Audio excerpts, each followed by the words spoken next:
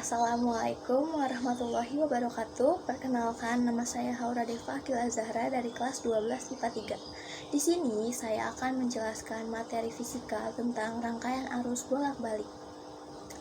Arus dibagi menjadi dua, ada arus searah atau DC dan arus bolak-balik atau AC. Sumber arus searah berasal dari baterai, aki, dan elemen volta. Dan di arus searah ini terdapat kutub negatif dan kutub positif. Sedangkan sumber arus bolak-balik berasal dari generator dan listrik PLN. Rangkaian arus bolak-balik merupakan arus dan tegangan listrik yang besarnya berubah terhadap waktu dan mengalir dalam dua arah. Karena arus dan tegangan listrik nilainya selalu berubah-ubah, kita bisa mengukur nilai maksimumnya menggunakan osiloskop. Dan kita juga bisa menggambarkan grafiknya dengan menggunakan grafik sinusoidal. Seperti ini gambar grafiknya. Adapun juga persamaan dari rangkaian arus bolak-balik. Yang pertama ada persamaan tegangan AC, yaitu V sama dengan Vmax dikali sin omega T, yang dimana V adalah tegangan, yang satuannya adalah volt, Vmax adalah tegangan maksimum, yang satuannya adalah volt, omega adalah kecepatan sudut, yang satuannya adalah radian per second, dan T adalah waktu, yang satuannya second. Ada juga persamaan kuat arus AC, yaitu I sama dengan Imax dikali sin omega T, yang dimana I adalah kuat arus listrik, yang satuannya adalah ampere, Imax adalah kuat arus listrik maksimum, yang satuannya adalah ampere, omega adalah kecepatan sudut, yang satuannya adalah radian per second, dan T adalah waktu, yang satuannya adalah second. Kita ke poin selanjutnya, yaitu nilai efektif. Nilai efektif adalah kuat arus dan tegangan yang besarnya bisa diukur oleh ampermeter dan voltmeter. Ada juga rumus dari nilai efektif. Yang pertama ada kuat arus efektif, yaitu IEF sama dengan Imax dibagi akar 2. Dan ada juga tegangan efektif, yaitu VEF sama dengan Vmax dibagi akar 2. Lanjut ke rangkaian RLC. Yang pertama ada rangkaian resistor murni atau resistif. Seperti ini gambar rangkaiannya. Dan berlaku hukum Ohm, yaitu VR sama dengan I dikali R, yang dimana V adalah tegangan, yang satuannya adalah volt, I adalah kuat arus listrik, yang satuannya adalah ampere, dan R adalah hambatan, yang satuannya adalah ohm. Dan ada juga gambar grafik dari resistif. Seperti ini gambar grafiknya. Kita di sini bisa lihat bahwa V dan I adalah sefase.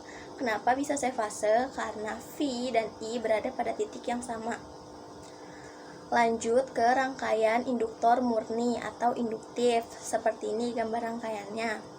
Yang dimana induktor bila dipasangkan dengan tegangan AC akan menghasilkan hambatan yang bernama reaktansi induktor atau XL, yaitu XL sama dengan omega dikali L, yang dimana XL adalah reaktansi induktor dan omega adalah kecepatan sudut, yang satuan adalah radian per second, dan L adalah induktansi induktor, yang satuannya adalah Hazard. Dan berlaku juga hukum Ohm, yaitu VL sama dengan I dikali XL, yang dimana V adalah tegangan, yang satuannya adalah volt, I adalah kuat arus listrik, yang satuannya adalah ampere, dan XL adalah hambatan, yang satuannya adalah ohm. Kita juga bisa lihat gambar grafik induktif di sini. Di sini kita bisa lihat bahwa V mendahului 90 derajat. Lanjut ke rangkaian kapasitor murni atau kapasitif. Seperti ini gambar rangkaiannya.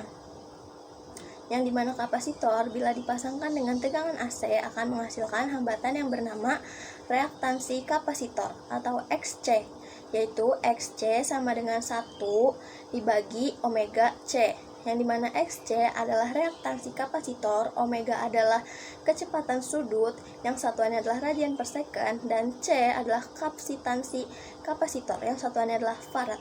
Dan berlaku juga hukum Ohm, yaitu VC sama dengan I dikali XC, yang dimana V adalah tegangan, yang satuannya adalah volt, I adalah kuat arus listrik, yang satuannya adalah ampere, dan XC adalah hambatan, yang satuannya adalah ohm.